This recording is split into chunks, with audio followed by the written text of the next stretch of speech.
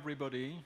So I want to thank Arival for putting me at 5, which is not very far from the dinner, so it's very well adapted for the next 10 minutes. I hope it's going to give you some appetite for the next few hours.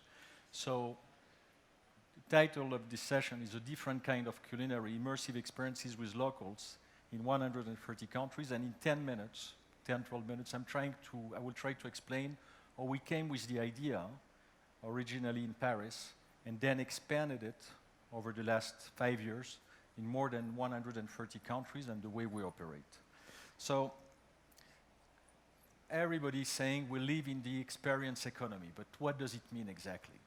So let me give you my personal view. First thing is that we all know my parents love the Club Med. I hope that there is nobody from the Club Med here. We're going whether to in Marrakesh or in Acapulco, and it was the same food, it was the same kind of attractions, etc. And from time to time, we're leaving the village. We're no longer in that era. We want to travel differently. And we travel in cities where millions of people are living. But we are like lost in translation. We have fantastic time, we see the attractions, the best landscapes, but we never meet any of them. In my experience as a traveler, very often you travel, you have fantastic souvenirs and memories, but you have met the Uber driver, the people at the reception of the hotel, if you are lucky, a local guide, and that's it. But at the same time, human connection has never been more valued. People are craving for this kind of connections. So I'm going to show you the next 2 slides, not from me, they are from the food innovation group of Condé Nast, but really they reflected exactly what we're thinking at Eatwith. So the first thing is that the Condé Nast food innovation group made a lot of market research, and they found that food is the #1 travel motivator, at least in the US and Western Europe.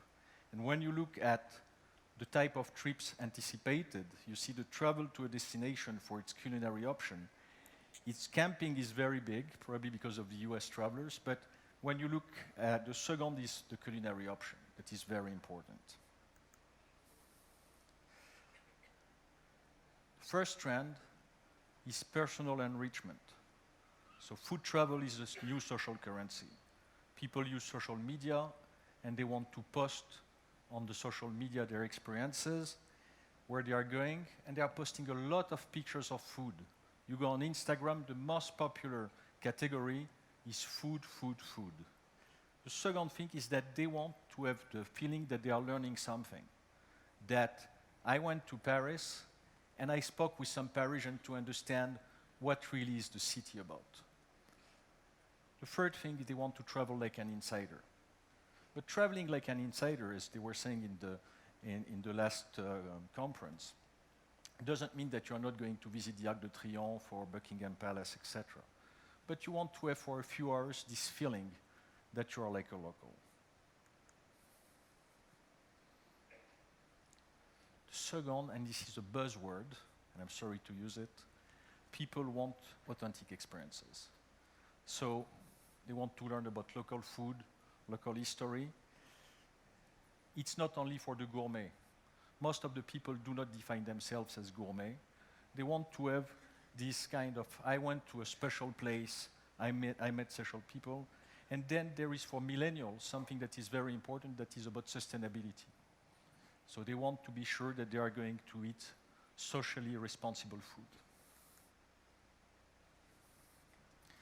So my background was not at all in the tourism industry. 5 years ago, I was managing a venture capital fund in London, and I started to have this idea. And one of the first things I did is that I commissioned Nielsen for asking if people were really interested by immersive food experiences. And we asked people who had traveled in the last 12 months or people who were thinking about traveling in the next 6 months. And here you see the numbers. And China was really, on free independent travelers, the highest, but you had the US that was very strong, and above all, everybody was above 50%. And then we started to think, should we do cooking classes, cooking classes or food tours, but everybody is doing it. So we need to do something different. What we believe is that the table is the original social network. It's not Facebook or Instagram. In every culture, you make friends, real friends, when you meet them around the table. And this is the best way to encounter new people. So we created Eatwith. We created it in 2014. Today we have 25,000 hosts, 15,000 events that are live on the platform all the time. We're in 130 countries, 965 destinations. It's probably more right now as we speak. And we're doing dinner and lunch, but also no cooking class, food tours, rooftop events, chef tables, themed events. And we're doing it direct, but we're doing it with partners like TripAdvisor, Marriott, Virtuoso, etc. The demographics. So, it shouldn't come as a surprise. The main guest countries, the US, the UK, Germany. We see, I put China because we're starting to see China going very, very big. There is a lot of demand, but for the Chinese travelers, it's more about meeting people than about food. And the main host countries, it's mostly the US and Europe. And there you see that there is the Israeli flag as well. Israel is also very strong on that. The age, when we started, we were thinking it would be only for millennials. Totally wrong. It's for millennials, but you see that there is a spread in the age category that is quite nice. The gender, 66% women. That doesn't mean that 66% of people doing the experience are women. 66% of people doing the booking are women. So, and it's really, I will speak how we select the host, but it's really about bringing people together through food. So we speak about immersive experience. So for the next 2 minutes, you are going to see what is an Eatwith experience in Brooklyn.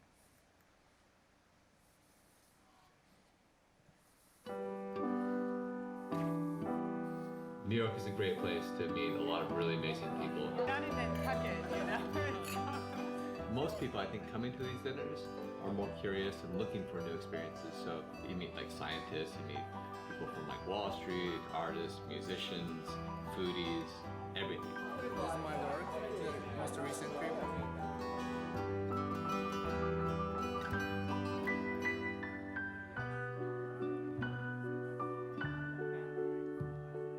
Food is a really, really equalizing experience.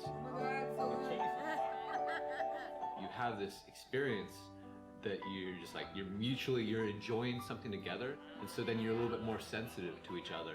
It gave me this boost, you know, to my career, to my personal life, to my everything.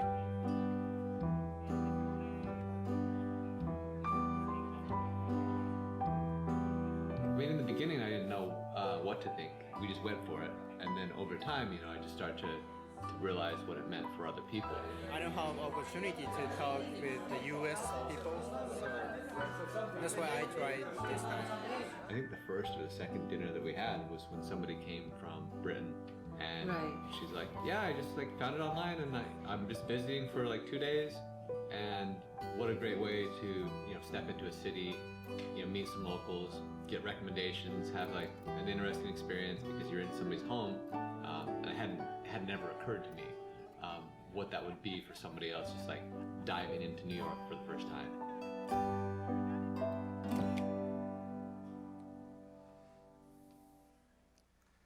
So, we need some, like in a good cooking recipe, we need ingredients. First thing, we need good hosts. So it cannot be like on Airbnb on accommodation, you post your apartment and boom, you're online, okay? So we have a host verification process. The first thing, we have a dedicated team that curates and selects the host. People come to the platform, they apply, but they are not going to be online. Second thing, we review the applications. Then we have a welcome call. The welcome call is not about food. It's about seeing, these people are going to make you feel comfortable when you're going to their home. Then we organize demo events. So we post on the platform to people who have already been to Eatwith experience. We propose them to have the experience so that we can collect real reviews. We can have real photos of real people, so it's not fake. And then we have a host selection process for our partners. So we need to put on the platform of our partners people that have high availability, that have been fully curated, that have already been experienced on the platform, on the open platform. So people have welcome groups before. Our average reviews is 4.9 out of 5, but we need to have people that are above that. We're doing the meetup and test dinners with the partners, professional photo shoots, and the city ambassadors. So we have in more than 50 cities, local food bloggers, etc., that are curating for us constantly and finding the right hosts. And finally, what I call the 8 golden rules. The first thing, you have to feel like a local, not a tourist. It's local food with local people, and people are educated. It cannot be Disneyland. People will understand immediately if the experience is fake. They want to be in a real place with real people, not people that are, how can I say, disguised as amateurs or semi-locals. The second thing, everybody is obsessed by international tourism. Domestic tourism matters. If I am French and I'm traveling, I will never go to an experience in Paris as a Parisian, but I want in the Côte d'Azur. In the US, I'm a New Yorker, I want to go to New Orleans and have the experience with people from New Orleans. There are some cities where locals are booking as much as travelers. London, Tel Aviv, New York, Barcelona, we have sometimes over 50% people that are locals. The experience format varies based on age and nationality. Age, I think you can understand. Nationality, Chinese travelers, there are some tastes that they don't like, and also they don't like to stay 2 hours around the table. 1 hour, 15 minutes max. So we have to adapt. The other thing that is important is that price sensitivity is not that high. What I mean by that, people are not trying to save $5 compared to what they would pay in a restaurant. They are ready to pay more than in a restaurant, but they have expectations, okay? I spoke about sustainability. Great food, but not only. They are expecting to meet people. Very often, they meet at the table other fellow travelers that they didn't know, and they continue some part of the travel together.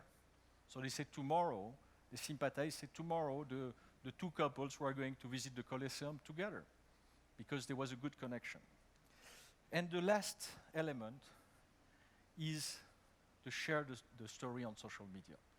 I believe, and it will be my last word, that you have 3 steps, very important steps in a trip as a free independent travelers. You have all the preparation. You are spending hours and hours trying to find the best experiences and the best options. Then you have the intensity of the trip. You want to have as many experiences and things to do during your trip. And then you have the rest of your life. And the rest of your life are the stories that you are going to tell your friends, okay? And these are part of stories that makes that it is the highlight of a trip. People come back, and somebody was telling me, I see you a lot of on Instagram. Say, it's not us. It's people posting all the time their experiences because it was a unique moment for them. So I hope I gave you some sense of appetite, okay? And I want to thank you for your time. Thank you. Jean-Michel, please, just a couple of questions over here. So thank you very much for that. A few things I wanted to ask. I really liked some of the comments you had about some of the individual markets. So for example, your comments about the Chinese travelers. I have a question for you about French travelers, and it's nice that you're French. So one of the things that we saw in our research, I didn't get a chance to share it, but so Culinary was #1 in the research that we did in all markets except for France. And I think in the Condé Nast research you showed as well, the number was a little bit lower than other markets. So can you just explain why is it, or I guess they don't need to leave home to have nice food? So or because French people believe that they invented food. Okay, so basically I can say I'm French. It's true that we are the most difficult travelers when it comes to food. Okay, so we have very high expectations. We are maybe it's in our mindset. We look not at the dark side of things, but we look at what was not okay instead of saying what was okay. So that's part of the thing. By the way, I didn't show all the research, but for example, in the same market research we did with Nielsen, we're asking people if they wanted to become host. The only country where were more people saying that they want to become host than become guest was France. Okay, because French people believe that they make a better food than the others. But I mean, this is part of the cultural fact. No, we see a lot of French people doing when they travel abroad, they do it, but less than the Americans, the Chinese, the Germans, or the English people. That's true. Okay, so there's a phrase you didn't use, and I'm sure it was very deliberate. I'm going to use it because when I look at your marketplace, your platform, so bringing people into people's homes for food, the natural thing to say is, well, sounds like the Airbnb of food, right? Okay. So I'm going to reply to this. okay. The first thing is that I don't like to be the something or food. I'd like to be Eatwith, okay, and become an adjective. The second thing is that there is a major difference. I'm going to tell you what it is. I'm a big fan of Airbnb, both as a host and a guest. When I arrive in the apartment and the host is there, the only thing I want the host to do is to leave the place. Because he's showing me the shower, etc., and really I say, I don't want. We are exactly the contrary. So basically the principle of what we're doing is that you are going to spend your entire evening with the host.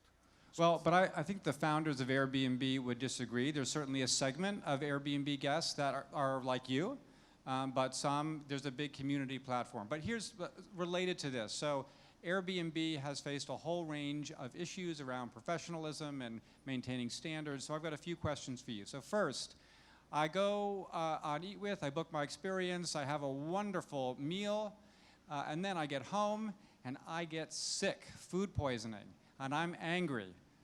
What do I do and who do I sue? So, you are American, so you want to sue immediately, but... And I want to sue the one that has the most money. If you are European, say, who do I call? But anyway, so that's fine. It's a cultural difference. So first of all, we have an insurance that is covering this kind of risk. But I have to tell you, since 2014, it was called 0 times. The second thing is that there is something that is, when we did the insurance, there was something that was only a question that an insurer could ask. They say, are the people who are receiving going to eat the same food as the guests? And the principle is yes. So for them, the premium that we're paying came down because it is reducing the risk. But with volumes, any incident will happen. This is the law of big numbers. So I'm a food tour operator. Okay. I am a restaurateur. I am paying all sorts of insurance. I'm paying for a commercial kitchen and all sorts of licensing and overhead. I don't think it's very fair after I spend all of this money that somebody can just go to the apartment above my restaurant and have the same meal at half the price or something. Like that just feels like, are you undercutting my business? Like, what do you say to professional operators? I say that, well, we have a mix of people in the platform. So we have people that are semi-pros, and these people have license and they declare, etc. Now we have a defining moment in France where the Restaurant Association came to the Ministry of Finance and the tax, etc. And there were a lot of debates. And finally, there was a law that was passed about that 18 months ago, to give you an example. And France, I love my country, but France is a country where we love taxes, etc. But with Macron, it's changing anyway. So, and basically the conclusion was to say up to 7,500 euros, you don't have to pay taxes, and you don't have even to declare that to the tax authorities. Okay, and it was considered like an activity that was okay. And most of your hosts make less than 7,000. Yes, because you know we have super hosts, okay, and these people are really gone. They have become auto-entrepreneur and they apply for special license, etc. Right. Those who are, it's like the Pareto rule. You have 80% that are doing that on a time, from time to time, and some of them that are doing that more like not an additional income, but some of them are doing that like a real full, the main line of income from them. And very last question, so for the food tour operators who are here, can they list their experiences on Eatwith? Do you want them? Are they welcome? The food tour and the cooking classes, as long as there is this aspect of personal, local, etc., they are welcome to contact me and we can talk. Okay. Ladies and gentlemen, the CEO of Eatwith, Jean-Michel Petit. Jean-Michel.